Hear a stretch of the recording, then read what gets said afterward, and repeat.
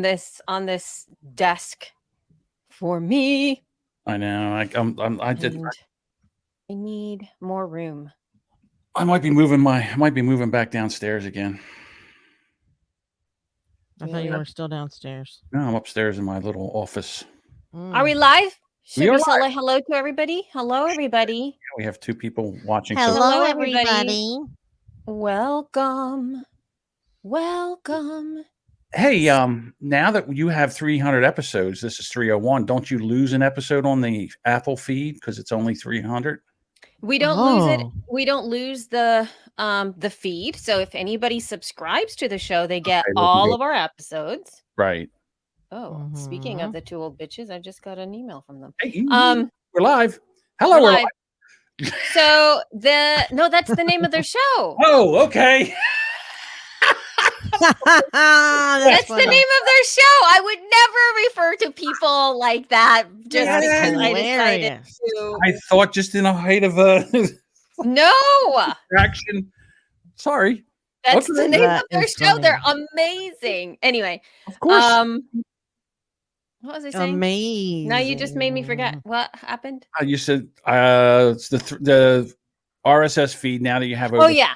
So then when people subscribe to the show, in no matter what, they'll get all 300 episodes. What won't show is the people that are looking at our directory. Like if you go inside of Apple Podcasts, right, the front facing thing for everybody, you no longer will see episode 1. You won't see it. Gotcha. But you can, if you subscribe to the show, then you will have it. God, we have to take that audio out where you mentioned the show and I said, "Oh, we're live." That would be a great cartoon. Oh my God. It would. I know. I have to go back to my cartoons. I haven't done one in a while. They are fun. So, all right, want to get ready to record? I'm sorry. Are we recording already? Well, to be. Wasn't. If you need to talk about what we need to do, then that's fine. I was just trying to move things along if we're ready to go. Yeah. So I just want to tell you what happened to me. This is relevant to the show. I was recording with Rob, and I usually record locally on my computer through Amadeus Pro. Sorry. And so I did, and it crashed. Oh, I'm sorry, Patrick Keller. Amadeus Pro crashed on me 40 minutes into the recording. And I lost the whole thing. Mind you, Rob was recording on his end through Ecamm Call Recorder. So he saved me, and I have a track, and then I started recording afterwards. So today I am going to record on Amadeus Pro, but I'm also going to be recording and pulling it into my Rodecaster Pro for a double backup. Yeah. Because I don't know. I don't know what happened. I don't know what happened, and I know that I could not save my recording. So. Well, I mean, wasn't it 2 weeks in a row we had problems with your audio? It kind of recorded weird, and then the next week Jess lost hers, so I had to use our backup, which isn't the best quality, and it's not the best. But now, doesn't StreamYard have independent tracks or individual tracks? Well, I don't have it because I only have the 25 here. Right. It's like the next one up. Right. Yeah, you don't. And then again, I'm not 100% sure. I think it still has to do with your bandwidth. So in other words, and I would have to check this out, but I still think that if your bandwidth and if you're dropping out, it'll record the dropouts anyhow. I still say that what we do, recording our own tracks locally and then syncing them up, is the best way to sound like broadcast quality where we're all in the same studio. Yeah, I'm not saying we won't do it. I'm just saying but we need a backup. Like we always need a backup. Yes. The end. The end. It's not necessarily about quality. It's about if you can't get the one, you need a backup. Right. Now downstairs, my downstairs studio, I have it set up where I have my mixer where I can record in on Audition, which is how I normally do. And then I have the H6 where I can plug in and record each track separately too. So I would have a backup of me, and I would have a backup of the sync track, and I would have a backup of the soundboard. Yeah. But I wouldn't have a backup of each you and I wouldn't have a single track of you or Jessica. But it's better. Like I said, when you're to your backup audio, it's trouble. It's never going to sound the same. No, of course not. But there's still a show because I There's was still a like show. 40 minutes in and no Elsie track. Ugh. So I'm just glad he has it. It doesn't sound very, it doesn't sound the same, but who cares? There's a show. Right. So, It's different. all right. Okay. Are we ready? Let's hit record. All right. Jess, you ready? I am fully ready. Okay. Here we go. 3, 2, 1, press record.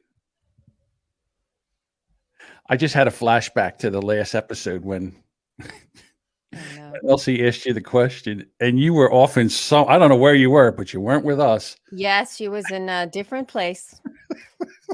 I apologize. That was so funny. God.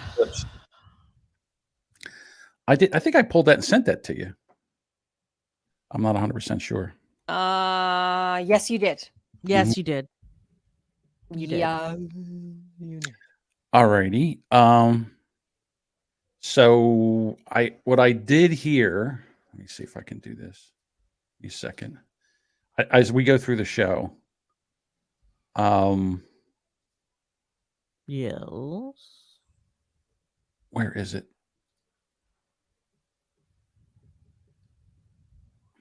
Where did they go with it? Does this work? Yes. So if you want to show that, is that going to be good? You think that'll be good for when you're going to go to that segment? Did I lose everybody? I'm sorry. We're getting tagged with crap happening. right Yeah, now. sorry. Yeah, I was just looking at the same thing and I see where it Yes. went wrong. Somebody suggested Teespring, and then this Yeah. other person wrote Teespring supplied the shirts for the Capitol building. Right. And then this other person wrote, "Oh, it's a free country. You can do business with whomever you want." And then she's like, "Am I doing any of that? I'm not. I've just provided a piece of information with no commentary. It's a free country." Oh, this happened to me the other day where someone like said something about a business that I'll explain it in a minute, but basically the question is, do we let it stand the information that Teespring made the shirts that, for the bombers or whatever, or do we let, what's the name? Do we kibosh it? What do we do? I sort of feel like we can turn off John, commenting. no speaking. I sort of feel like we can turn off commenting. Yeah, That's for we can sure. turn up I'll do commenting. that. Yes. John, no speaking. I didn't say a word. Okay. And then the question is, do I delete it? It is getting dirty. Yeah.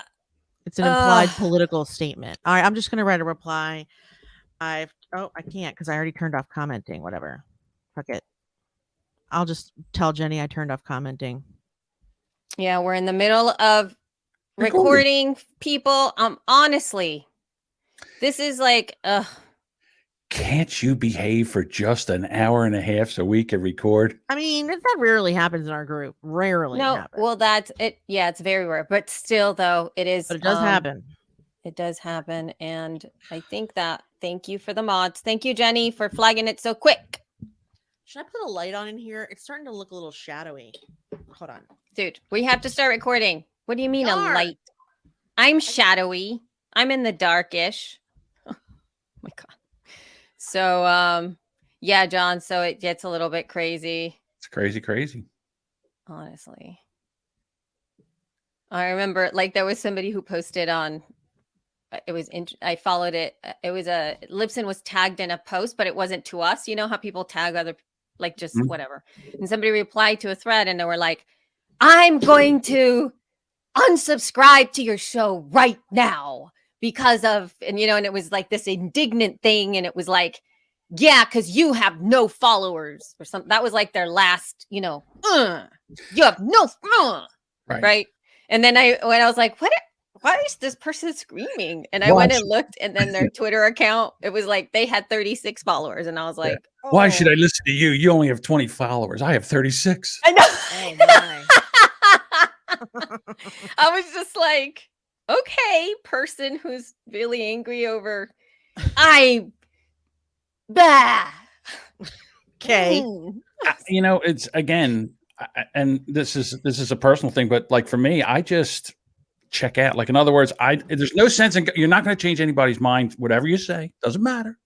So you either can handle listening and watching it, and if you can't, just close it and move on. Move on. This is actually good fodder for conversation for membership management. And I do have a comment because I ripped someone's face off the other day for doing that exact thing that she did with the Teespring.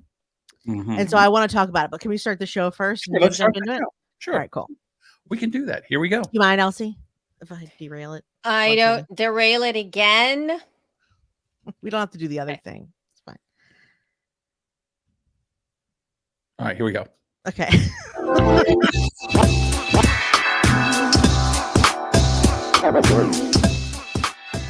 Hello, everyone. Welcome to episode 301.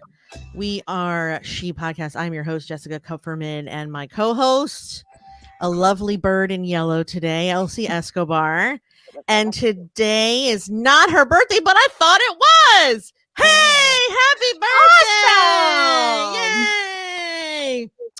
I do this every year, and I always think it's on the 8th, and it's on the 6th. So I apologize. Cannot believe I did it again. I am a dick. But before we get into that, happy birthday. Happy birthday. And then also, of course, our producer, John Jamingo. Hello. Hello. Hello. Sorry, go ahead. I just said hello, everyone. Yes, thank you.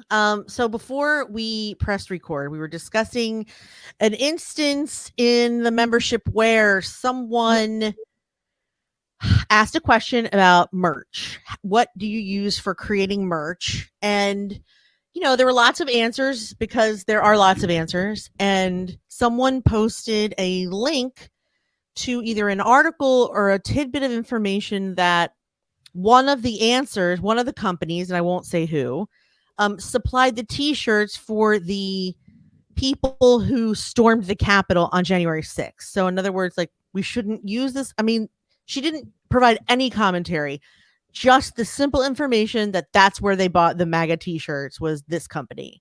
And so people started to sort of jump on her back a little bit. And because we were recording, I just turned off the comments. We haven't really decided what we're going to do about it yet, but I kind of wanted to tell you what happened the other day. It's sort of similar. And I want to see, Elsie, if you agree with what my approach was. This is a completely different situation, though. So it was in my little boy's school, Little Einstein Academy.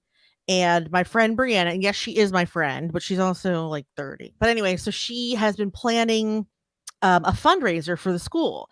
You call a restaurant. You ask them if they're willing to donate a percentage of proceeds from specific people to the school. So like she made a commitment with Anthony's Coal Fire Pizza, and they're going to, like this Wednesday, if you buy dinner from them, they will donate 20% back to the school. And they're going to use the money to give them little presents for Purim, which is a holiday that's coming up. So she made a post about it in the group. Hey, don't forget to buy dinner this Wednesday, blah, blah, blah, blah. And someone else posted a review from Yelp. No one else knew it was from Yelp. What she wrote was, this was just shared with me. And it was a 1-star review from someone who had eaten in an Anthony's in a different town.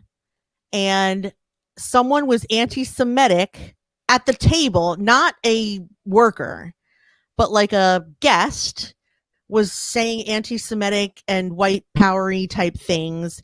And the customer, who was Jewish, complained to the managers, who then didn't do anything because they didn't hear the person. Like, I guess the complainer wanted them kicked out or whatever, but they didn't kick the patrons out. And therefore, because A plus B always equals D, Anthony's Coal Fire Pizza supports anti-Semitism and we shouldn't give them any business. So first of all, first thing I did was look up where that review was, because it was clearly not something that just someone shared with her. It was like from a site. So I looked it up, and sure enough, it's like the most recent thing on Yelp. So I screenshot it with the person's name and where they live, and I post the whole thing. And I was like, if you're talking about this review, it was in Downingtown, which is an hour and a half away, and it wasn't any of the employees. And I'm just wondering exactly what purpose do you have for sharing this? Because she clearly already has a plan, a contract, a relationship, and you are now doing what exactly? She goes, I just wanted to pass along the information. I said, but to what end? Do you want us to find a different place to have our fundraiser? Should Brianna now call them and say, because of what happened in Downingtown, we can't do business? Like, what do you want exactly? Or are you just stirring shit? You know, and she ended up deleting her comment and all the subsequent comments, right? Which is me being like, what do you want done here? Like, why did you do this? She just ended up deleting it all, and everything is proceeding as normal because it's stupid to take a stand against, one chain somewhere else where something bad happened to a patron by another patron, not the customers. And is this sort of the same thing where Teespring has, supported? We're actually in another scenario very similar to this, Elsie, and where we have to patronize a company that supported people that we don't agree with, right? We are contractually obligated to do business with people that do business with people that we don't necessarily want to do business with, if that makes sense. And so even if it were Anthony's manager who hated Jews and had a Nazi tattoo in somewhere else other than this restaurant here in Delaware, what should be done? What should be done when you find out that you're in bed with someone who's in bed with someone that you don't want to be in bed with? You have to address it. Depends on how much you actually value the conversation. I think everybody needs to make choices that are uncomfortable at times, and then there'll be a pain in the behind that are going to derail things, that are going to cause issues, that are going to make it hard for you, that are going to make you have to be like, oh my God, because that's the way of the world. Now, if you don't care and don't feel that these are your values and you want to just go about your business and make it the way that it's always been, then that's on you. That's your choice and you're making one. But that's how I feel about it, because I think there's many times it's never going to be enough for enough people. I think for me, when it comes to it is so much harder to make decisions like this when you work for another company, right? Yeah. When the leadership of that company has either very broad value systems, let's talk about or Google, the way that non-specific value systems. So Google, let's talk Google, because they've been going through a lot of stuff where they're they were very performative in a lot of the choices that they've made. Spotify, same thing. They've been done, they do really awesome things when it comes to some stuff. And then there are these other parts that aren't really aligning. And as an employee, there's, people have complained and there's, you write to management and you kind of organize, but it's, I think, a little bit harder to quit for a lot of folks because it's their livelihood and they have to do it, but they continue to strive forward. And I'm sure they're feeling out to move to other places, right? But if it's your thing, then I think that's a little bit harder, because then you do it's your job as a boss to make choices that are like this and say, okay, I didn't know about this. Thanks. Maybe I'll make a different choice.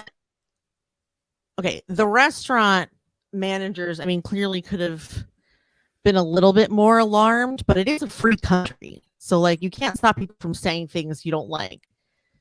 Do you think that the merchandise company knew? Merch stores are a print and go thing. Right. And there's not a person that reads every design and goes, we're not going to print their t-shirt. Those are a bunch of assholes. It's a factory. So did that company do something wrong in taking the order, printing the order, sending the order. They didn't know they were going to use it to. I mean, that's beside the point. Right. But what I'm saying to you is that part of the big conversation argument right now is that it's that middle of the road, right? When you are a service provider, not middle of the road, that's the wrong term. When you're a service provider, should you be liable for what is created or put on your platform? Or is that something that's just open to everybody because that's it, right? So right now, the regulations that are coming out for a lot of different places, and especially on the internet, especially with what's happening right now with internet regulation, this is the question. Like, the stuff is coming out, like things must be moderated. The end. And then there's the other aspect where it's like, no, you just put the stuff up and you just let it go. And that's the way it's always been, because the internet is a free platform. It is where you do your stuff, right? And when it comes to you just being one person, I think that we do pay with our money, right? It's where you invest the money and where you don't invest the money. So we have the power when it comes to that. Patrick says free country is a dumb response, and it is a dumb response for a lot of things. But in both cases, we are wanting companies to hold customers responsible for things the company is not aware of. Wait, what did you say? Well, no, but that's what I'm saying, Jess, but it's your company. But if you have a big company, how are you supposed to know what everyone, if you own a hotel, for example, if you own a hotel, how are you supposed to know that someone's running a prostitute ring out of 3 of the rooms? Like, how do you know? You don't. You can't. It's your company. And that's the issue here. That's the issue here. It's your company. Yeah. The end. If you don't, see, it's different than how are you supposed to know? It's how are you supposed to take care of it is a different argument than it's free. It's a free country. Like, anybody can do it. Anybody can use it, because that's a stance. That's a value proposition right there. We believe in giving access to all the people, all voices, all the things on this platform. Right. Don't we? That's one thing. Yes. A different thing is, how was I supposed to know they were going to do? Okay. How was I supposed to know that this thing is anti-Semitic? How was I supposed to know that? I'm not saying that there's no. Okay. If I were the owner of the merchandise company, I would probably I guess I would shut down that account, because they used the merchandise created at my establishment to, commit treason. But besides treason, what would have to happen for me to shut down their account? Because it is freedom of speech. Well, you can't just decide who your customer is. You can try. There's another one that they just took down, I guess. This was actually not just in December 12th. Somebody created another account on this same place. Okay. On this same store that said, copying is not theft. That's hilarious. Because that's what Teespring is a copy and paste. Shit. That's what this company is. Please delete that, John. Take a marker. And for those of you watching, shh. Okay. Hey, I got a quick question. If I let me just finish this sentence real quick so it doesn't mess up your recording. That's what this company is a copy and paste machine for t-shirts. Okay, go ahead. So my question is, do you think that the people that went to buy these or have these t-shirts made said to the place that they're having them made, hey, you know what? We need shirts to storm the Capitol. No, I'm sure it just said, make America great again. I understand that. But what I'm saying is that at that one point, it's not a problem. But once they storm the Capitol, now it has become a problem. So the poor person that did this had no idea what they were going to do with them. Oh, the person who bought the shirts? No, but okay, yes, a lot of people that bought those shirts, I'm sure were not in Yeah. there with the guy with the horns and the carrying out the pedestal. I mean, yeah, Totally. insurrection is probably a hard thing to plan with detail, I'm guessing, but that's Right. not the point. If I were the owner of the company who made the shirts and I saw a shirt that I made on television, I'd be very upset. But again,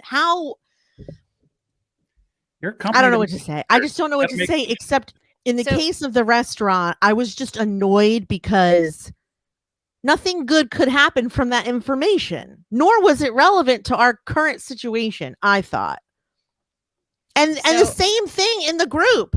This information is not relevant to her question, which is what can we use? Well, I think part of the problem here, though, Jess, is that it is relevant. I think part of it is that we do, if we tout and if we lead with this value system, if we lead with this is what we stand for, then this is absolutely 100% relevant.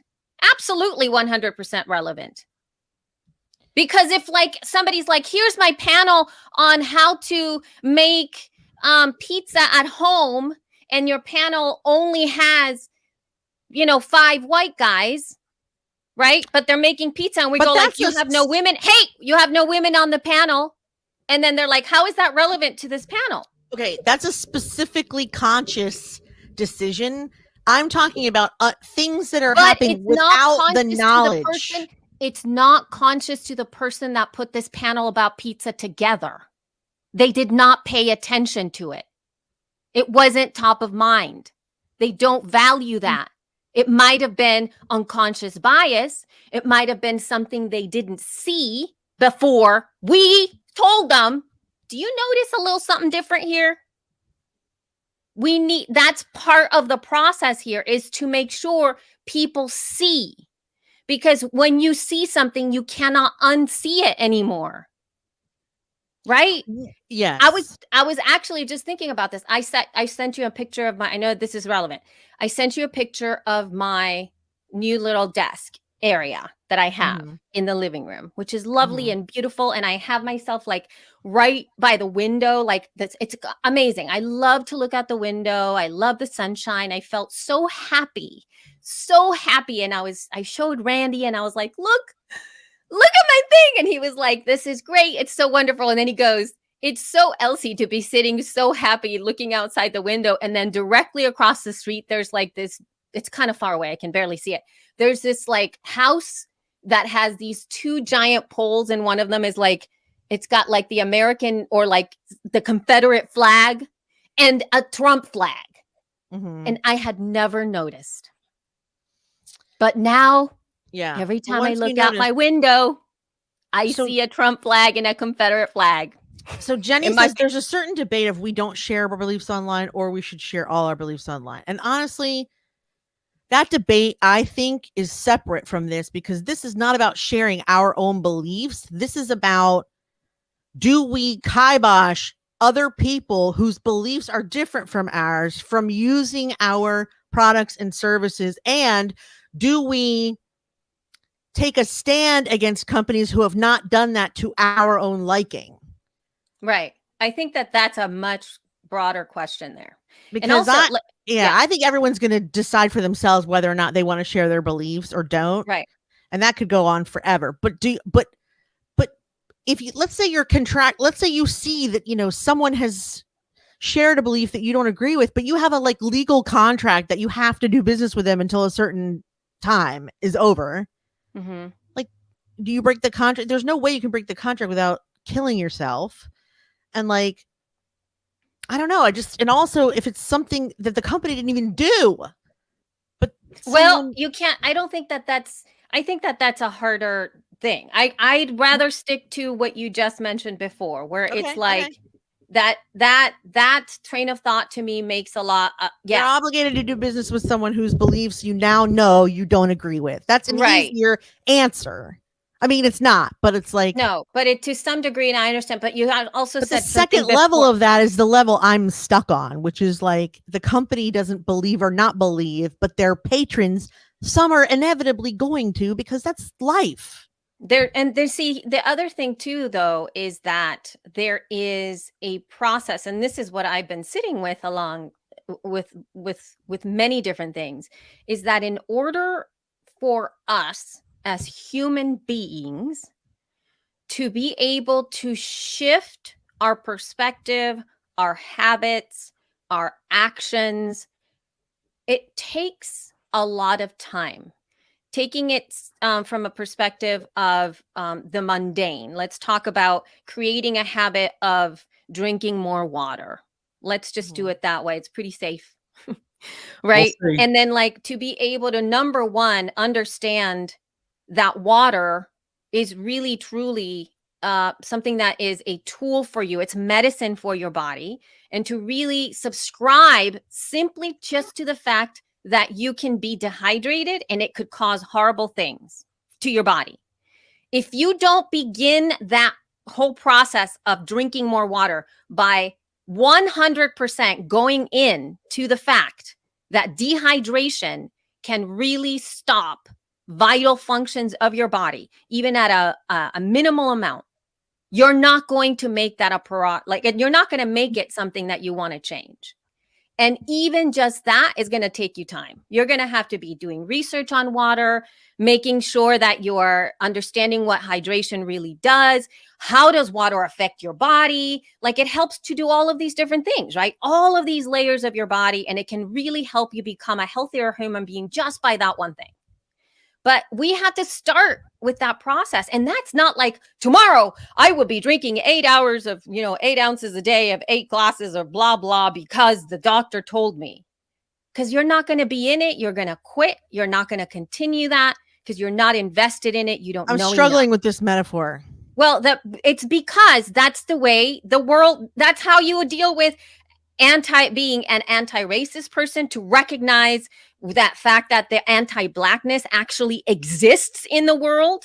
Because if you do not address these things, these larger thoughts, you're not going to make it valuable for yourself. You're not going to invest in it. So what I'm saying to you is, like, if you don't understand the way that dehydration affects your body at a cellular level and how it messes you up, just because you're not drinking enough water, then you're not going to take the steps to make yourself a healthier person by drinking more water.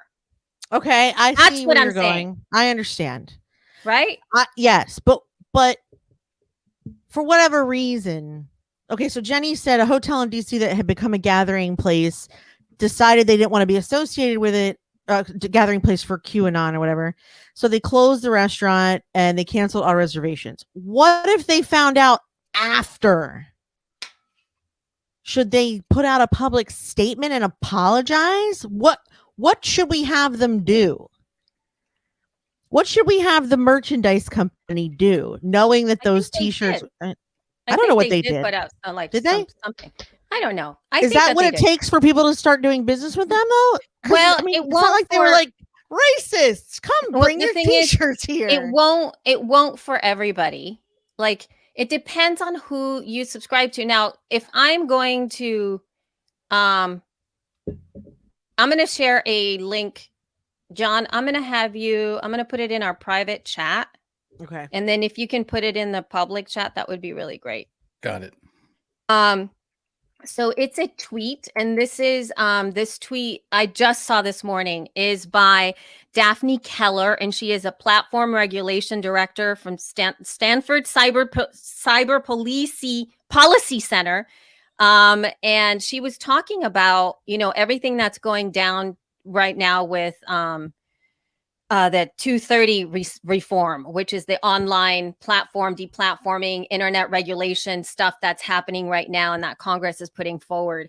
And I'm going to read some thoughts that she has on this specific thread with, like, I'm not going to give, all the things that she's using to back up what she's saying, but it really brings this conversation to a head, not so much about the companies themselves, like specific people who are, that you're paying for, but it's really intriguing. So she says, there is every reason to expect this over removal problem to have disparate impact on marginalized groups. Studies show patterns of bias from automated tools, and logic suggests we should expect it from human moderators as well.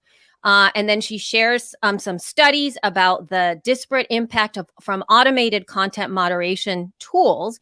Any CDA 230 reform legislation that introduces takedown obligations without attempting to grapple with this problem is, in my opinion, intellectually and morally unserious.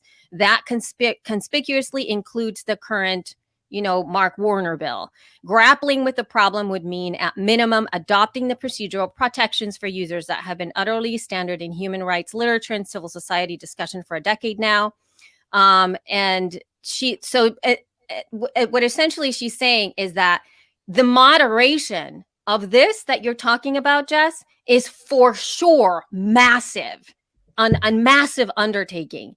And to be able to just say exactly like what is being stated to a lot of people, like automatic removal of things, because the scale in which you have to regulate whatever that is, right? The takedowns of things and the and making sure that some stuff isn't making it out there is by far eventually going to be cloaked in our unconscious biases and in the way that things are actually developed, even in terms of algorithmically, that is reflective of what's already hurting marginalized people out there.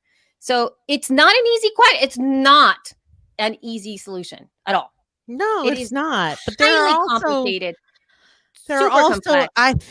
I also think the important, I think you should take responsibility for what happens on your watch or within your company, and I agree with that. But what I'm saying is, if you don't know about it, or if it happens in a chain restaurant somewhere else where it's, like if somebody is discriminated against in, say, Texas, and you live in Boston where that does not happen, yes, you should, certainly bring it up to them. I don't know, but I'm saying, like, the person answered. So, like, the patron who was the cause of the problem and who was being insulting, they weren't asked to leave, but that's because the manager said they didn't hear them say anything bad. So it's like, well, what are you supposed to do if you don't hear it? Just throw people out based on the whim of a customer? That's also not going to happen. No, right. You're right. So I get it, but I think that you're asking the right questions. And if I were like whatever of these companies, first you have to listen, and then you're going to have to make corporate decisions where you're going to have to invest in time and resources to figure out how to deal with these things at minimum in a comms way, meaning that out like the PR that you're going to be putting forward, like blog post at the ready, making sure that you have somebody address these issues right away, making sure that there's people that are emailing whoever is in, whatever responses or complaints they're getting via their support.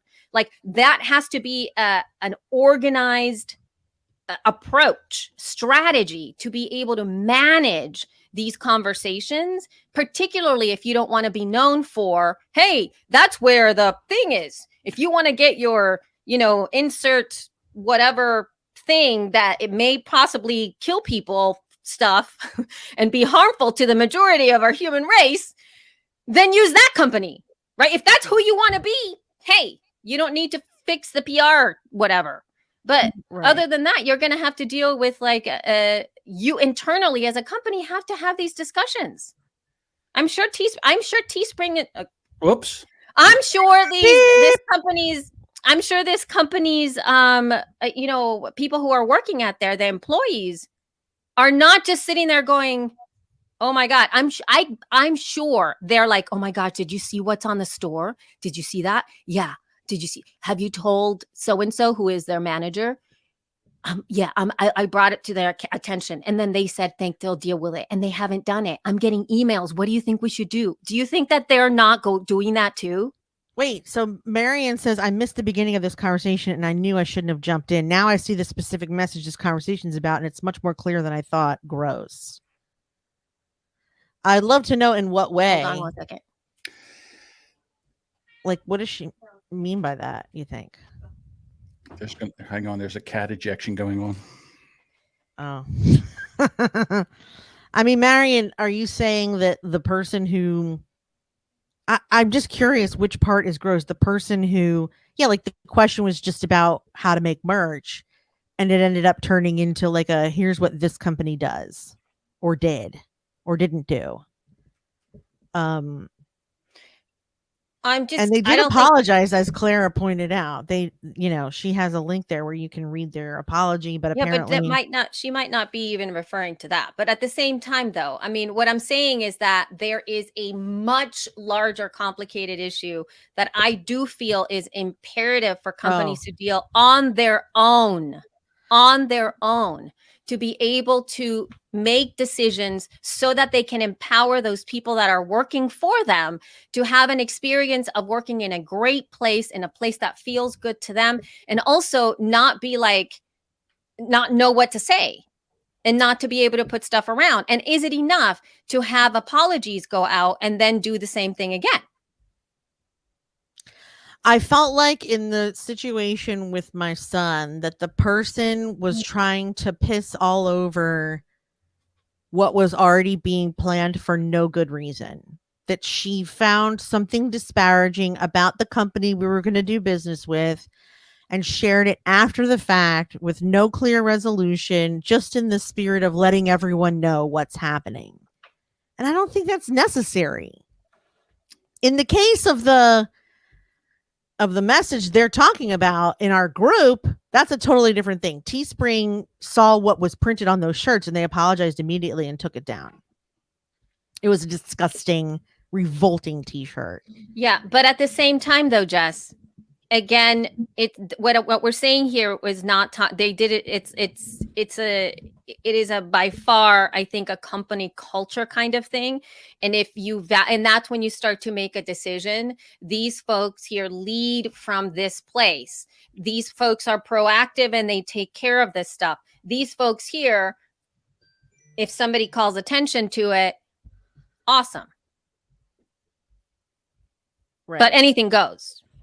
And maybe nobody will notice, because at this point in time, the majority of companies out there are like, did you see what's on our platform?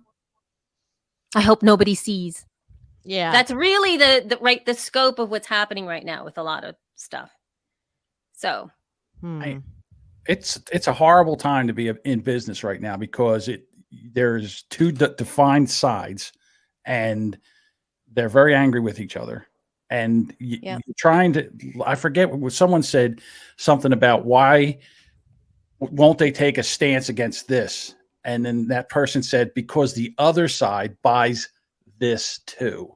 So why am I going to make half of my customer base mad? Well, I think that part of it is my personal opinion. Right. But I think part of it here, though, is, again, it goes back to mission and vision and values as a company.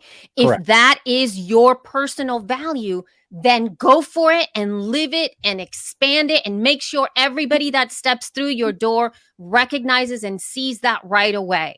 But if you step forward and say, this is what we're about, and then your actions in the way that you handle your business are not reflective of that, that's a different thing, right? Mm-hmm. Again, you can say whatever you want out in the world, but if you step into my business, I have every right to not allow you to be there. That's true. So it's about how you step forward into the world. And I think that leading with that is that one thing. Now, that said, though, I personally was not raised, nor do I have a culture of, how do you say it? Social justice warriorism in my family. Like, that's not a thing. It's never been a thing. In all honesty, it was like nobody ever spoke politics around us. That was never a conversation. I came into this whole like advocacy thing later on in my life simply because I think it's because I'm an Aquarian, but that may be not the right reason. But alas, I stepped into it from a very different perspective. And so I still have to grapple with being in a world that is constantly coming at things, right? And I don't know how to handle it because that's never been my experience. It's like it's not the world I ever lived in. Yeah. And that's a privilege that I've had because, again, I was raised in essentially a colonized country. And again, I had the privilege of my parents and my family being white presenting and also showing socially economic status that was higher than the majority of people I lived around. We had maids in El Salvador. All of our homes had maids. So people came to work. That, mind you, this doesn't mean has the same. Because you looked white? Is that what you're saying? Well, yes. But okay. What I'm saying to you is that in El Salvador, where I was raised, there is a very distinct class difference that is not here in the United States. It's a class difference, and there is colorism, meaning the lighter you are, the more bonus points you get. But what I'm saying is that in the culture itself, there were people who had maids, and there were the maids. That's it. Yeah. There's nothing in between. So, Okay. and then you either had a beautiful house, or you were living with a cardboard in a cardboard In a box. shit pit. Right. That's it. We weren't living in a cardboard box. Mm-hmm. My parents, my grandparents, all of them were educated. So what I'm saying to you is that we had it great. And every time I asked the question, when I said, like, what about those folks? You know what the response I got from my family was? Oh, they're happy. They're happy. They want to be where they are. That's what they said to me. And I was like, oh, they're happy. And I literally believed it. They're happy. Because it looks like a good time on that side. Yeah, of the track, and so what I'm saying to you is, like, my thought, even as I got into my 20s, was always like, you don't understand. The poor people are happy. They're happy to be in their cardboard boxes, and they're happy. And I was like, I never even questioned that. It took me years to understand. I mean, because the world tells you what you want it to tell you. So, or you just don't question. Or you don't question. No, I had no other, like, I was like, what do you mean? Totally. So anyway, coming to this country, I'll open my eyes in so many different ways. All I'm saying is that we reflect where we are. And I think for me, being uncomfortable in a place where everybody's always fighting about stuff, I've had to get comfortable with it. I've had to figure out what my stance is. I've also had to be mindful of, like, what fights I want to get into and which ones I'm going to step over here, and what part of me, like, feels like what advocacy really looks like. And I think that sometimes social media screaming and yelling doesn't do as much as you having a meeting with your managers, with your bosses, with your team, and sitting them down and saying, this is what we're going to do together. These are the steps that we're going to take. This is the language that we're going to use, and help them help everybody else, versus just going on and screaming and yelling out there, because it's a much harder thing to have a one-person conversation with somebody else and really being like, you know what, those words that you use, that's not appropriate. That's not what we're going to be using today. And if they come back at you, then you go, okay, we obviously need a training here. We obviously need to have a group meeting. Right? Yeah. It's harder than if you just go like, rah, rah, rah, and then just type and then let it go. It's tricky.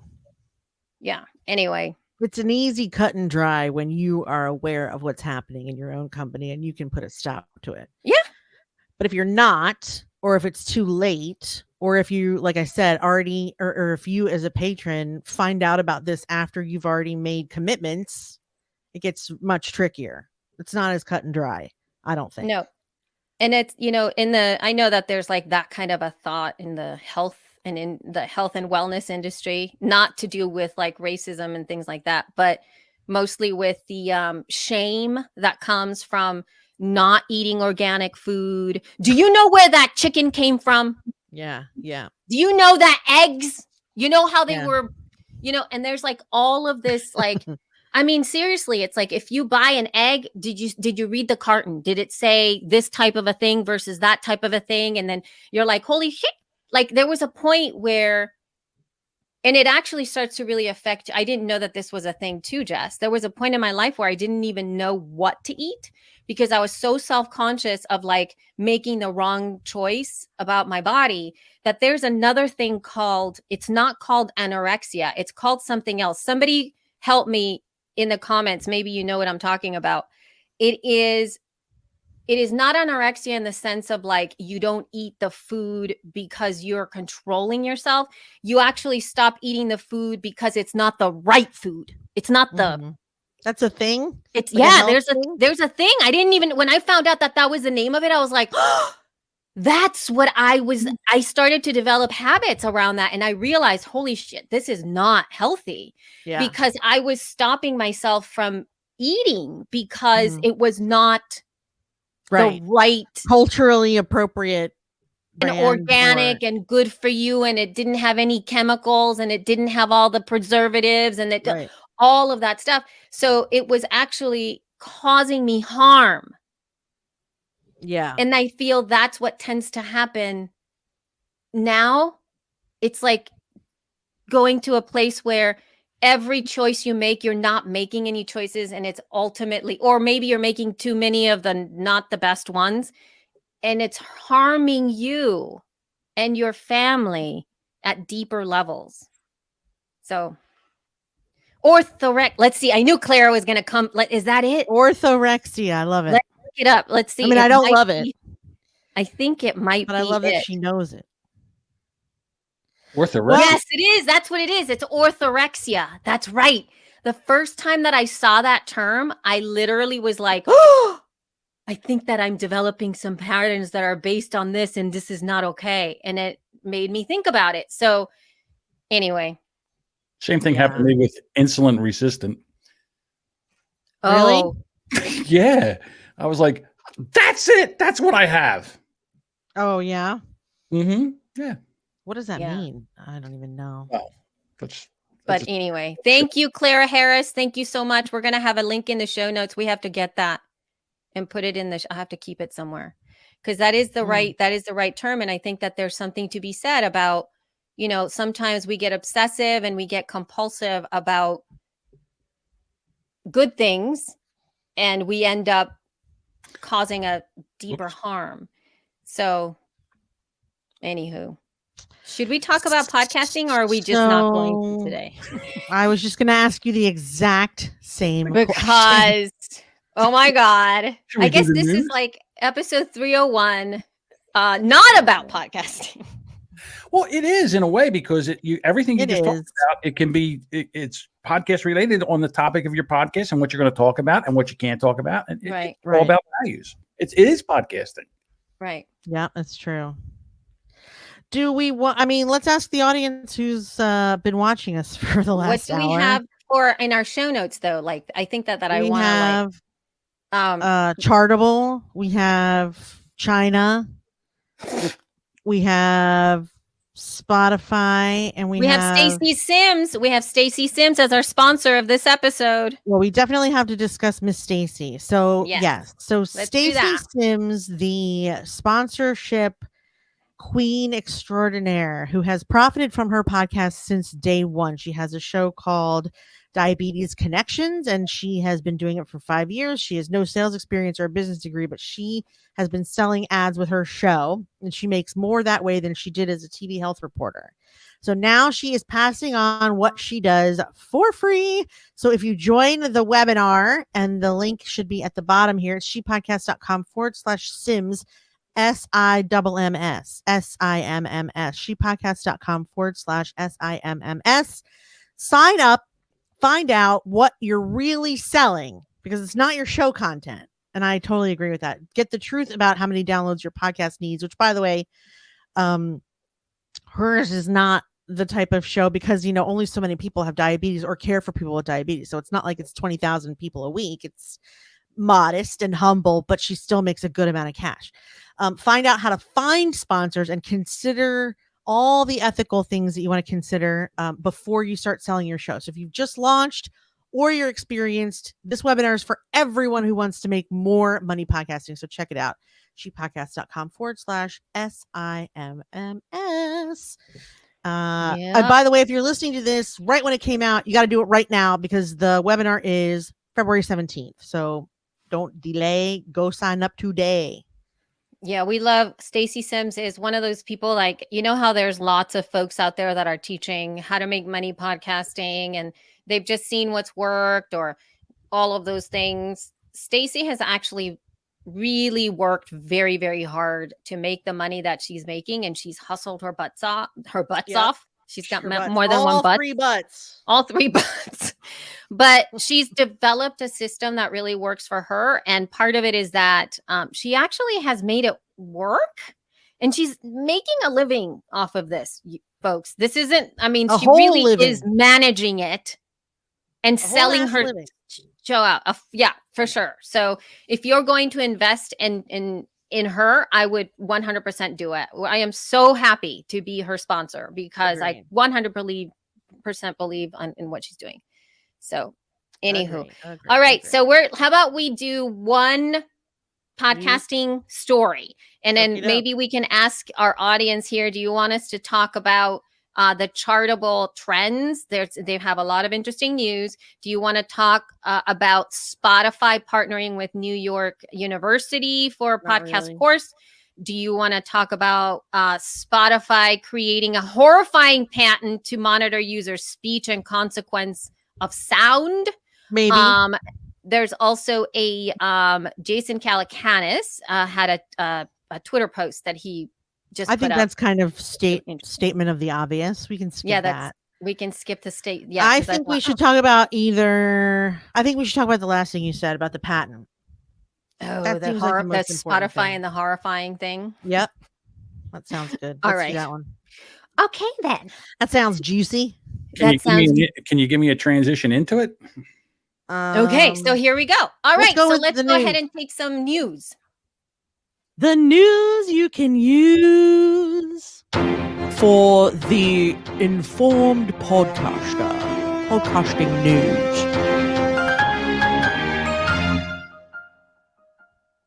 Hey, Can you stop for a moment? Hold on one second.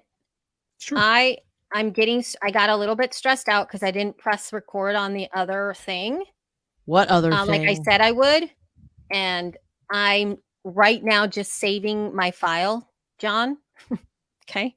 You do what you need to do. I just saved it. So if I happen to lose my file, it'll only be the last bit. Okay. So now I have the larger part of this saved. Okay. Okay. So now I'm going to open up another thing. I got a panic attack.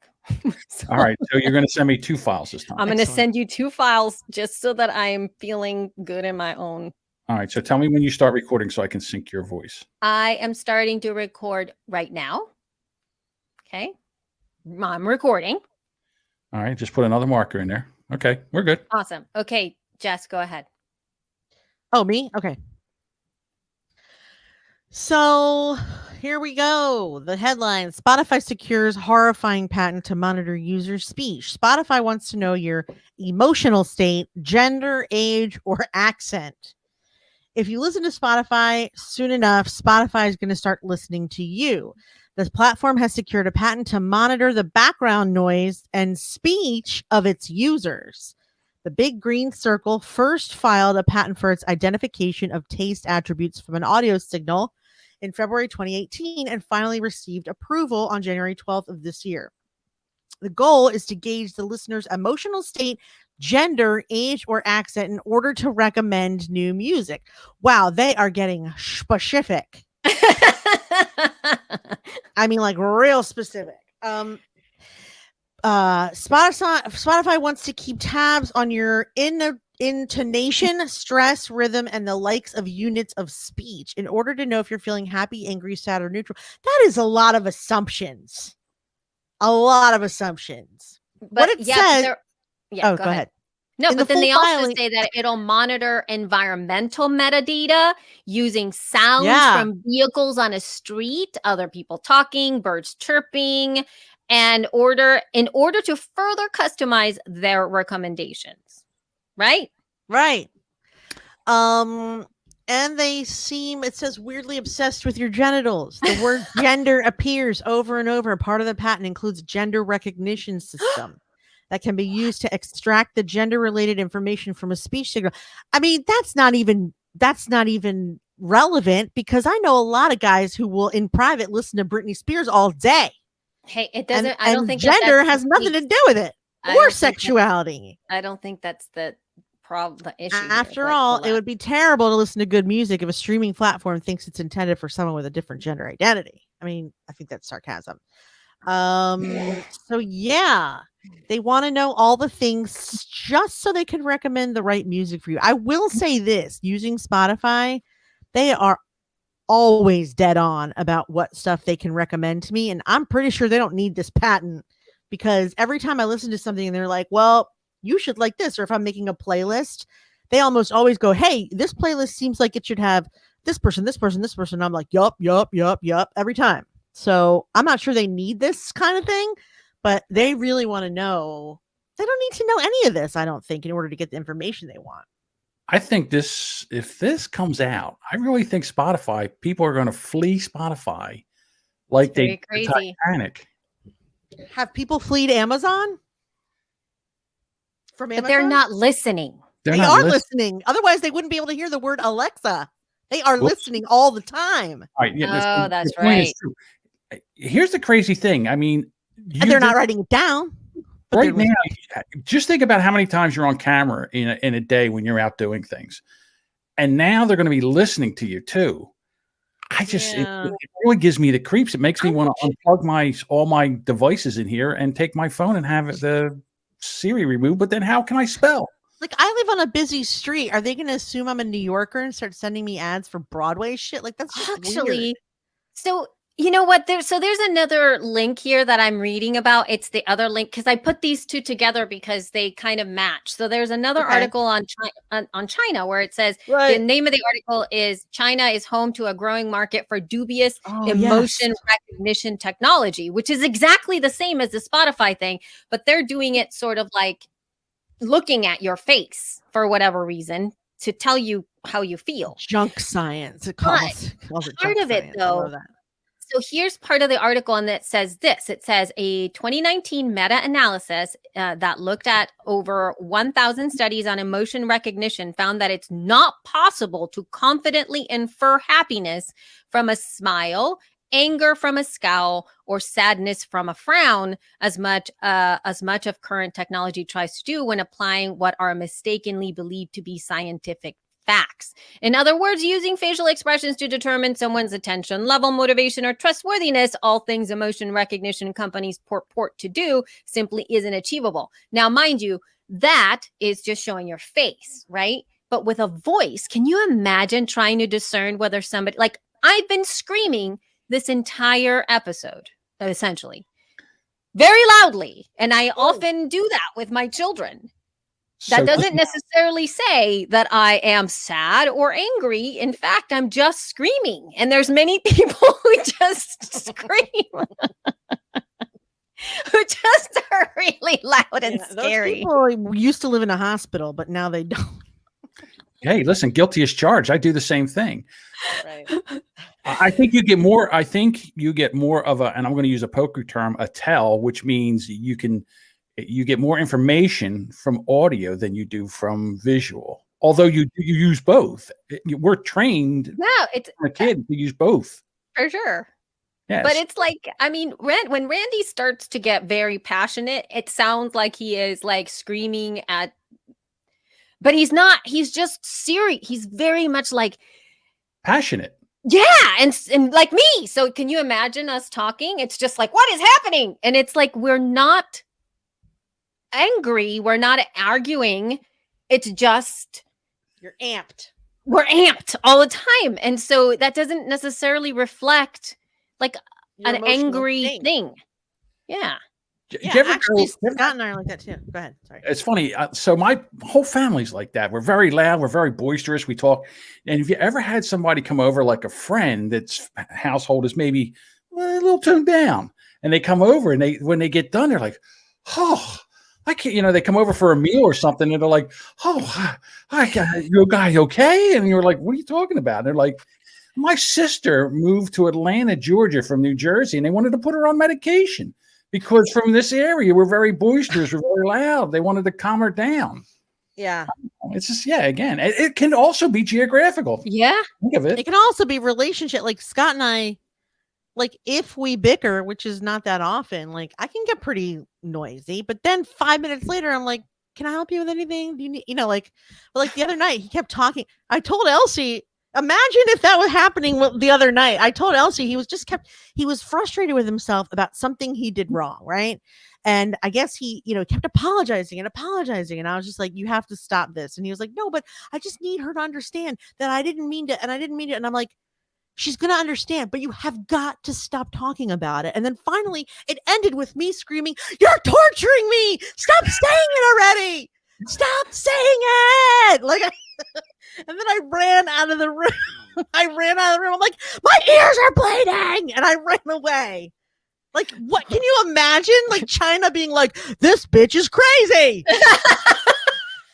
All the time she's crazy. Or what if they overheard this right now? What if it was right here overhearing our show? It would think I was some kind of psycho, like, I'm much more animated talking to you guys because it's good TV or whatever, I mean, in all honesty, I think that the reason that all this crap is coming through is because they just want to make money. I mean, I don't know about China. I think China doesn't really, that's not what they're doing. But with Spotify, I know that's why. I'm aware of that. Of course, but I think that this is the problem that we're getting to when it comes to the podcasting space, that everything right now is leaning towards how do we make more money? And even though everyone can benefit from this, because as one platform develops algorithms to optimally monetize whether sponsorship or whatever, it could inform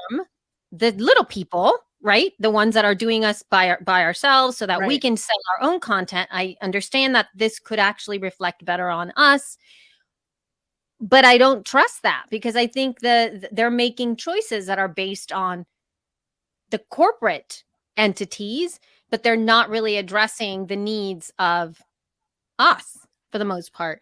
So it's going to just further the conglomerate of where the money is pooling at this moment. So I just think it's bonkers. It takes me back to the statement where if you're not paying for the service, you are the service. So in other words, if you're not paying for Spotify, then they're going to use the information they gather from you to sell to somebody. So now you're not, if you're not paying for the product, you are the product. And that's kind of where it seems like everything that comes out that sounds like a great idea eventually gets turned to evil. I don't know why that is. It just seems to be money. That's why. Money. If you're a Star Trek fan, which I am.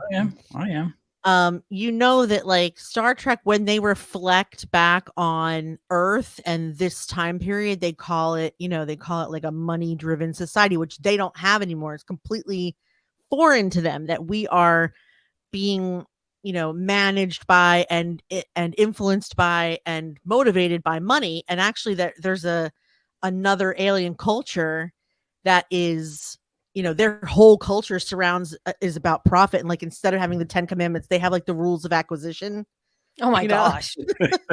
And the rules of acquisition is like, never let someone dress better than you and like stuff like that. It's all, it's like, you should always be dressed better than the person you're selling to, that kind of stuff. Like, it's just every rule is about how to make profit. You have to make profit. Women are not allowed to make profit. It's fascinating. Anyway, the point is, was it Clubhouse? Sorry. The point is, it gives you a chance to like be outside your body and watch yourself in some ways. Like, and I see that like that would make no sense to someone who wasn't like, why money? It gives you nothing. It enhances nothing. It provides nothing. It's conceptual only. And yet everything we do is driven by it. Everything. That's why when you say, why does everything turn to evil? This is why, because our value system is money over quality of life.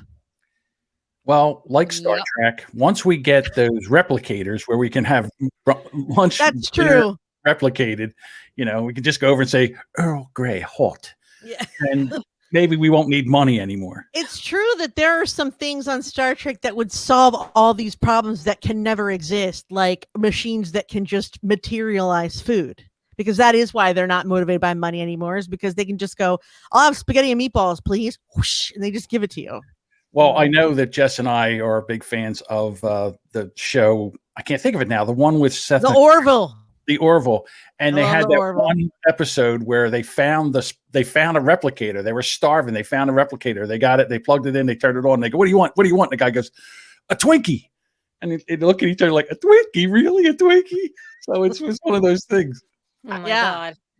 But I mean, that does Very- solve a lot of problems, but that can't possibly exist. Anyway, we could go on about this for days. Anyway, the point is, oh yeah, Patrick says it's weird that in this new non-binary LGBTQIA QA. world that they would focus on gender. I thought that was weird too, but they did apply for the patent 2 years ago, and I'm not saying that. I mean, I'm saying that every year we become more strongly aware of how wrong all these different things are. So like, even though they should have known back then as well, like I don't remember what I mean, I've always thought the same things, but like I don't know culturally where we were 3 years ago. But I do think it's weird as well. However, like I could see as a company, which are usually culturally much further behind than the general population, why they would be focused on that in a patent to just explain what it is they're looking for. I mean, the whole purpose of a patent is to tell the government what you're doing. Right. And like, they didn't exactly say like, we want to know who they are so we can tell them what they want. So they just said, we're trying to find out this information. And they left it at that. I mean, yeah, you're right. It is weird that they kept saying, I must know what gender they are, and not, No. I need to know their likes and dislikes. But you also don't know when they said I must know what their gender they are. I don't think that they were speaking specifically of male of male, female. That's Yeah. true. Yeah, in the binary. So maybe part of it is listening to voices so that they can get a more Yeah, maybe they want to know broad- who's non-binary, and they want to know who's just a broad like what that sounds like. transitioning, and they want to Yeah. know. Yeah, I mean, yeah, Right. maybe they want to know who's homosexual and heterosexual, so they can, if they find out you're homosexual, they can start serving up homosexual Oh, no. icons, right? And if they are heterosexual, they'll start giving you what, Leonard Skinner. I don't know. Right. I don't know. Oh my But god. I'm just All saying, right. I think As long as they don't block me from listening that to Britney Spears, I'm okay with it. Patrick says interesting. I'm just saying they didn't say you have to be male or female. They just right, said they were just said it was interested in just gender. focusing on gender. Yeah. Why aren't they interested in race? That would also be an indicate. You I can just don't give know. white people I mean, Rick maybe Astley. they are. I honestly can't. I You can't. just tell. give white people Next Rick up, Astley, yeah, Barry Manilow, Barry, Elvis, Manilow. and Johnny Cash. I'd I listen mean, to that. I don't listen to any of that shit, but like, it's just funny that Oh my Yeah. god. you could do a lot with that. Bamboleo, bamboleo. What I'm does just- that even have to do with If they it? find out you're Hispanic, that's what they play for you. They No, suggest they Ricky don't. Martin. That's horrible. That is It a is- horrible assumption. That is something in the American. That's only an people American listen to thing. that. I know. That's why I said it. I Yeah, 'cause know. I That's why I listen said it. I love Shakira and Ricky I do Martin too. and stuff like that. Well, those it's because they made it in the U.S. No, but I listen to Latin. I have a playlist of Latin party music. It's really fun. It's a great playlist. Oh, come And on. next up, Wilson Let's just Phillips. not talk. It's like, yeah, no. I mean, Yes, it's sort let's of like the way that categorize I feel everyone by their always- music. Really, what they're saying is we want to categorize everyone by every song they listen to, which is absolutely asinine. They would Yeah. categorize me as a 6-year-old boy who listens to like music from Nintendo. That's what I listen to right now. Is like music from Nintendo, Peter and the Wolf, and like I mean, it's ridiculous. Anyway, all right. All right, I Let's think just- we're done. let's end We've it. been talking forever now. Let's end it. Thank you guys. Thank you guys so much for listening to today's show. As long and promising as it was, I hope we delivered Something. something worthwhile. It's an Yeah. interesting topic. Right. Okay. Thank you guys so much for listening to She Podcast today. Yeah. If you want to see our show notes and all the links we talked about today, go to shepodcast.com. You can also find us on social at Facebook, Twitter, and Instagram at She Podcast. Don't forget to check out Stacy's free webinar about how to make money with your podcast. It is shepodcast.com/Sims, SIMMS. And you can sign up for free, and you should do it when you hear this because it's going to be over. All the webinars will be done on the 21st of February. So by the way, speaking of webinars, though, before we finish off, I do want to give a shout out to one of my friends that is also having a webinar. And Yes. those of you who are listening will probably have missed it, but you could still sign in. And why is it not here? Why is it not here, dude? I don't know, dude. It's very annoying. I could swear I put it in here. Mm-hmm. I know one thing this show did was set a record for markers. Oh, great. Okay, hold on. Here we go. All right. So for those of you who are interested and are watching here, you can actually sign up for Surviving the Pod Fade. And it is how to jumpstart your podcast. And you learn how to key steps to save your podcast from pod fade, the complete 20 episode production framework, a proven sustainable creator process, and discovering the production mindset. So John, I'm going to give you the link so that you could put it in the show in there for me. That would be awesome. Oh, that's not it. That's the National Eating Disorders. Learn how about eating disorders. We'll go to that one. That is not where you learn how to not pod fade. That's where you learn how to not fade your body. Right. Where you learn how to eat macaroni and cheese again. Yes. And so, but alas, thank you. If you guys want to sign up, it's actually on the 20th, not the 20th, on the 10th. So it's tomorrow. But for those of you who are listening afterwards, you can sign up. The link is in the show notes. Sweet. Thank you guys so much. We love you. Mean it. Bye. Okay. Oh my God. I got to tell you, I'm sorry, but I love it when you guys get all revved up like that. That's one of my favorite shows. Is it? Oh, good. It is because you're very Great. passionate about things and you're talking about, stuff and it's real and it's raw. I have to tell you something. I also funny. like when we dedicate an entire episode to issues. We used to do it more, but now we have a like a And we have like a plan because schedule, and I always feel terrible guilt when we go outside of what's in the show notes because I feel like Elsie's like anxious that we're doing it. yeah, well, No, I mean, it's like, I just don't like to go, like, I don't mind talking about things like this. What I don't like is when we end up talking about like some random, like, thing. Like, if you would have decided you wanted to talk about what happened with the 6,000 people coming to our website thing, we're like, oh, is that a bot? It's not a bot. I don't know if I want to be a bot. Like, and what about? And I'm like, I don't care yeah, no, I about that. Now don't you wanna know talk how I about feel that. when you guys talk about tech. Ta-da! Don't care. Well, that is tech, Jess. It's just a different. Yeah, Different tech. That's right. like I said, this thing is, I think it's very relative for podcasting because everybody wants to, everything has to be moderated down. I'm like, It no. is. There's an underlying feeling that Elsie's not happy when we dedicate to a topic, whether it's mental health No, or that's not ethical correct. stuff. That is I not know. correct. Listen, I made up a story in my head, and then I feel guilty about the story that I've made up about your feelings. I didn't ask Okay. you. All right. I It's just, that's just the thing people do. They like decide that someone else feels something, and then they're upset about it. Listen, you know me. I'm all about listening to both sides and freedom and free to uncensored and all that stuff. But when I found out they made those t-shirts Camp Auschwitz, there's no way that I could sit there and then have someone make up a design. I did not realize it was the Auschwitz Right, T-shirt and in then the middle of put the it in- conversation. And then make like 500 of them, send them. Or, there's no way I say, listen, you tell that guy that we're not making those t-shirts. They're not making it. But I mean, They if didn't it's notice till after. right, if it's a Trump 2020 t-shirts, yes, I'll make them all day long because it's, I mean, it's a political party. And I All know right, but people. what about? What? Let's not go into it anymore.